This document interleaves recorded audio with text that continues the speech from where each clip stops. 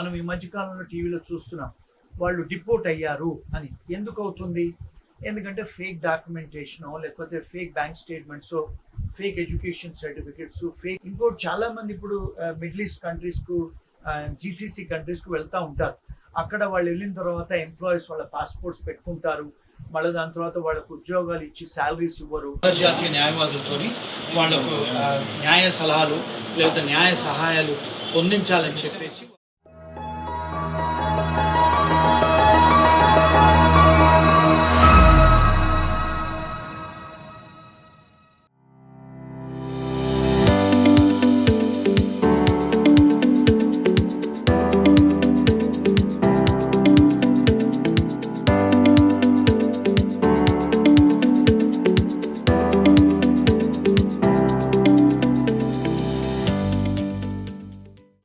రావడానికి కారణం ఏంటంటే, ఇంటర్నేషనల్ లా ఫర్మ్ ఇక్కడ రావడానికి, లోకల్ లా ఫర్మ్ రావడానికి కారణం ఏంటంటే, ఆల్రెడీ సునీల్ అండ్ అసోసియేట్స్ వాళ్ళ బ్రదర్స్ సన్స్ అందరూ కూడా lawyers, advocates practising in Hyderabad and Secunderabad high court అంతా.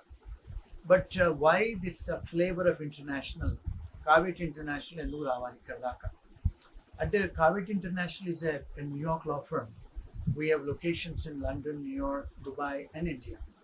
సో మరి ఇక్కడ దాకా రావడానికి కారణం ఏంటి అంటే, because Sunil is established in high court with his brothers.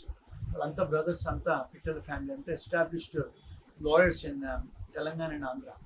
So వారికి ఒక నీడ్ అనిపించింది, ఇంటర్నేషనల్ క్లయింట్స్ వస్తున్నారు, బయట దేశాలలో ఎవరికైనా ఏదైనా ప్రాబ్లమ్స్ ఉంటే వాళ్ళ ప్రాబ్లమ్స్ ఎలా హ్యాండిల్ చేయాలి అనేది ఒకటి ఉద్దేశం ఉండే సునీల్ గారికి.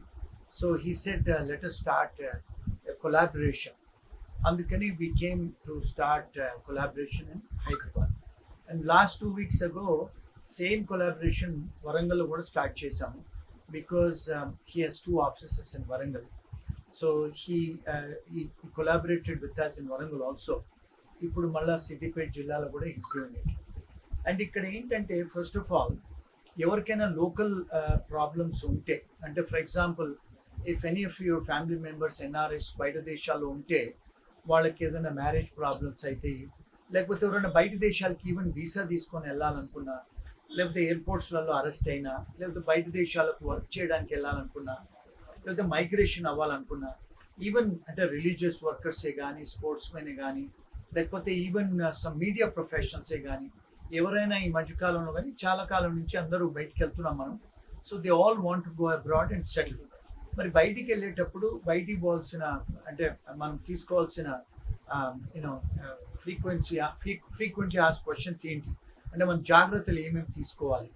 అక్కడికి వెళ్ళిన తర్వాత మళ్ళీ అక్కడ మనము ఉద్యోగరీత్యా, అంటే విద్య, అంటే when you want study, and ఒకవేళ మనం అక్కడ సెటిల్ అవ్వాలనుకుంటే ఎలా. So these are all immigration laws. అవి మేము we specialise in that in America and England and Canada and other parts of the world. కానీ ఇక్కడి నుంచి చాలామంది it's an immigration law. Immigration law is part of law ఉంది. అంటే ఇక్కడ advocates కూడా ప్రాక్టీస్ చేయొచ్చు అది. అంటే they can also advise on immigration law. అంటే మోస్ట్ ఆఫ్ ద టైమ్స్ ఇక్కడ ఉన్న advocates they are specialized in local domestic laws, local family laws, local property laws, even contract actions or corporations, companies. మరి ఒకవేళ బయట దేశంలో ఎవరైనా company పెట్టుకోవాలన్నా, ఒకవేళ బయట కంట్రీలో ఏదైనా ట్రేడ్ మార్క్ ప్యాటెంట్ రిజిస్ట్రేషన్ చేసుకోవాలన్నా, లేదా బయట దేశంలో ఎవరైనా హస్బెండ్ అండ్ వైఫ్ విడాకులు అవుతున్నారంటే వాళ్ళని ఎట్లా హ్యాండిల్ చేయాలి, అంటే బయట దేశాల్లో లాస్ అప్లై చేయాలా ఇండియాలో. ఇప్పుడు if you take for example, many people ఇక్కడ పెళ్లి చేసుకొని బయట దేశాలకి ఎంప్లాయ్మెంట్ పరంగానో లేకపోతే చదువుకోవడానికి వెళ్తారు. ఇక్కడ ఒక పిల్ల, అంటే ఒక చైల్డ్ పుడుతుంది, మళ్ళీ బయట దేశాలకు పోయిన తర్వాత it can be America, it can be England or Canada, Australia, any country. మరి అక్కడ కూడా పిల్లలు పుడతారు, అక్కడ కూడా ప్రాపర్టీ కొనుక్కుంటారు. మరి అక్కడ డిస్టర్బెన్సెస్ వచ్చి they want to get divorced. మరి ఇక్కడ ఇండియాలో ఫైల్ చేసుకోవాలా లేకపోతే అక్కడ ఫైల్ చేసుకోవాలా? This is cross country jurisdiction issues. అవి ఇక్కడ లోకల్ లాయర్స్తోనే మేము వర్క్ చేస్తాం. For example, if somebody is in overseas, they are settling there, అక్కడ 15-20 ఏళ్ళ నుంచి ఉంటారు, వాళ్ళకి ఇండియాలో ప్రాపర్టీస్ ఉంటాయి, బయట కంట్రీలో ప్రాపర్టీస్ ఉంటాయి. ఒక విల్నామా రాయాలనుకుంటారు. మరి ఆ విల్నామా రాస్తే ఇక్కడ చెల్తుందా అక్కడ చెల్తుందా, దాన్ని ఏ ప్రామాణికంగా రాయాలి, అంటే బయట దేశాల లా ప్రకారం రాయాలా ఇండియా లా ప్రకారం రాయాలి. ఇవన్నీ కూడా ఇంటర్నేషనల్ లా ఇష్యూస్. ఇవన్నీ కూడా ప్రైవేట్ ఇంటర్నేషనల్ లా అంటారు.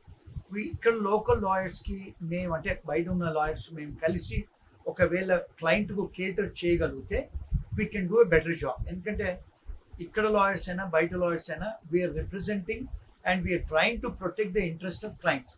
అంటే క్లయింట్స్కు ఇంట్రెస్ట్ వాళ్ళ అర్హతలు ప్రొటెక్ట్ చేయడానికే ప్రాక్టీస్ చేస్తాం.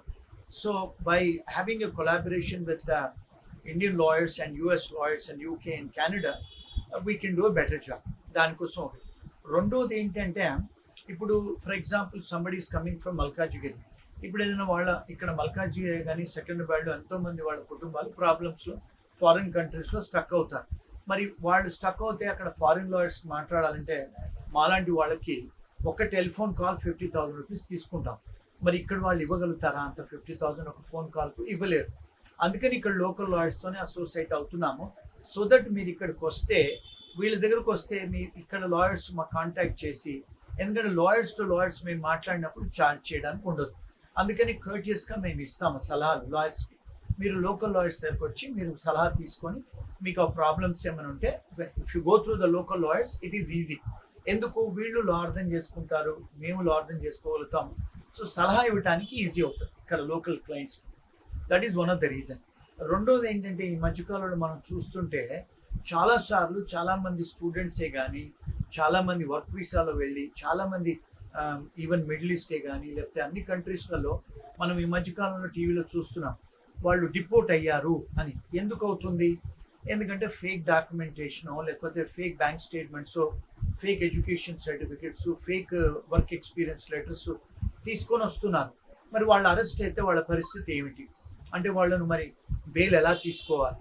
వాళ్ళని బయటకు వచ్చిన తర్వాత వాళ్ళను ఇండియాకు గౌరవ మర్యాదలతో పంపిస్తారా, డిపోటేషన్ అవుతారా? మరి డిపోటేషన్ అయితే ఇక్కడ కూడా పోలీస్ వాళ్ళు అరెస్ట్ చేస్తారు. మరి అలాంటిది అవుతే వాళ్ళ పరిస్థితి ఏంటి? అంటే ఇక్కడ లోకల్ లాయర్స్తో వర్క్ చేయాలి మీరు. ఎందుకు? బికాస్ ఇక్కడ ఎయిర్పోర్ట్లో వాళ్ళు deportation is an international crime. ఎయిర్పోర్ట్లో వాళ్ళు పోలీసులకు అప్పచెప్తారు.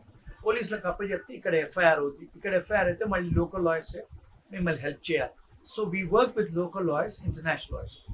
మూడోది ఏంటంటే deportation is an international crime. ఇది ఏమవుతుందంటే పాస్పోర్ట్ కూడా రద్దు అవుతుంది ఇక్కడ. అంటే ఏంటి? ఇంపౌండింగ్ ఆఫ్ పాస్పోర్ట్ అంటారంటది పాస్పోర్ట్ యాక్ట్. మరి ఒకవేళ మీ పాస్పోర్ట్ రద్దు అవుతే మరి మళ్ళీ వేరే దేశాలకు వెళ్ళొచ్చా? వెళ్ళలేరు. ఎందుకు? Because you committed a crime in the international law. మరి అలాంటప్పుడు మీరు జాగ్రత్తలు తీసుకోవాలి. అంటే ఇవన్నీ చిన్న చిన్న విషయాలు కాదు. ఇక్కడ ఏంటంటే చాలామంది వీసా ఏజెంట్లకి ఇవి తెలియదు. వాళ్ళన్నీ ట్రావెల్ ఏజెంట్స్ 4 లక్షలు 5 లక్షలు తీసుకొని మేము మీకు చేసేస్తాము మీరు వెళ్ళండి అని చేసి పంపిస్తారు, అరెస్ట్ అవుతారు. అప్పుడు then you will be in trouble. So అక్కడ లోకల్ లాయర్స్ మేమైనా ప్రొటెక్ట్ చేయాలి. మీ ఇంట్రెస్ట్ అంటే 25 to 30 lakhs అవుతుంది ఇనీషియల్గా. మరి 25-30 లక్షలు తీసుకొని రాగలుగుతారా? మీరు చేయలేరు. ఎందుకంటే మీరు ఆ దేశాలకు వచ్చేదో చదువుకోవడానికో పని చేసుకొని 4 డబ్బులు సంపాదించి ఇంటికి పంపించాలనుకుంటారు. సో ఇలాంటి ఇష్యూస్ అన్ని కూడా హ్యాండిల్ చేయడానికి లోకల్ లాయర్స్తోని, especially Sunil and associates. Sunil garu హైకోర్టులో 30 ఏళ్ళ నుంచి చేస్తున్నారు. వాళ్ళ బ్రదర్స్ అంతా కూడా ఇక్కడ లాయర్స్ 25-30 years నుంచి చేస్తున్నారు. సో వాళ్ళు కూడా ఇక్కడ అంటే వస్తున్నారు, వాళ్ళని కూడా వచ్చి అడుగుతుంటే so they said okay let's collaborate between each other.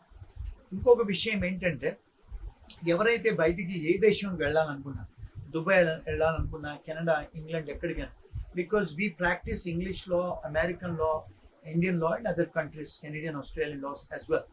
అంటే మోస్ట్ ఆఫ్ ద టైమ్స్ మన స్టూడెంట్స్ ఇక్కడి నుంచి వెళ్తారు.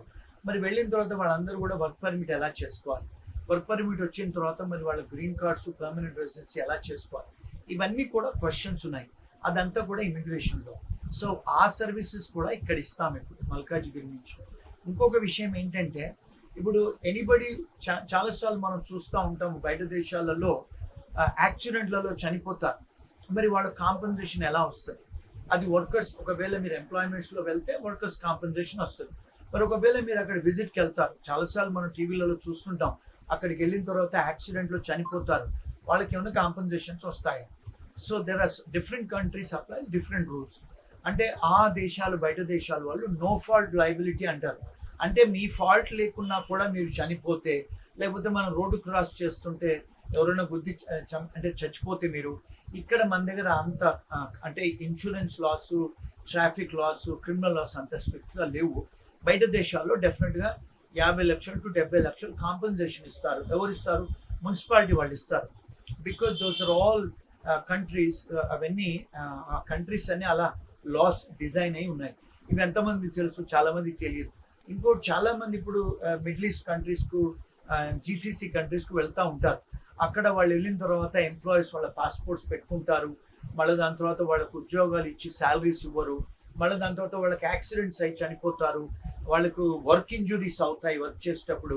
మరి వాళ్ళందరికీ కూడా ఇలాంటి కాంపెన్సేషన్స్ ఏమన్నా ఉన్నాయి? డెఫినెట్గా వర్కర్స్ కాంపెన్సేషన్ లా అనేది మన దేశంలో కూడా ఉంది, ఆ దేశాల్లో కూడా ఉంటాయి. అవి కూడా కాంపెన్సేషన్ ఇప్పించిన సంఘటనలు ఉన్నాయి, అవి కూడా చేయొచ్చు. సో ఇలా పోతుంటే there are so many areas.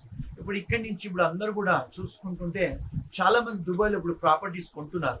అక్కడ మీకు కార్డ్ వస్తుంది, గోల్డెన్ కార్డ్ అని. సో దుబాయ్ వీసాకు దుబాయ్లో కూడా మేము అడ్వైస్ చేస్తాము. సో చాలా మంది కాన్ ఆర్టిస్టులు ఉన్నారు, రియల్ ఎస్టేట్ వాళ్ళు. మీరు డబ్బు పెట్టండి, మేము ఇప్పిస్తాం. One must understand there are 2 types of properties in Dubai. ఒకటేమో freehold property, second is leasehold property. అంటే ఫ్రీ ఓల్డ్ అంటే ఫ్రీగా మీరు కొనుక్కుంటే forever you're the owner. Leasehold అంటే ఏంటి? 99 సంవత్సరాలు లేకపోతే 20 సంవత్సరాలు లీజు తీసుకున్న ప్రాపర్టీస్. ఇలాంటి టెక్నికల్ ఇష్యూస్ కూడా ప్రాపర్టీ లాలో ఇంగ్లాండ్లో, ఆస్ట్రేలియాలో, అమెరికాలో, అన్ని కంట్రీస్లో మేము అడ్వైస్ చేస్తాం. అది మీరు ఎవరైనా కొనుక్కోవాలనుకుంటే ఎవరో చెప్పారు, రియల్ ఎస్టేట్ ఏజెంటు లేకపోతే ట్రావెల్ ఏజెంటు, ఎవరో వీసా ఏజెంట్ చెప్పాడు, మేము మోసపడ్డామని మీరు మోసపోవద్దు.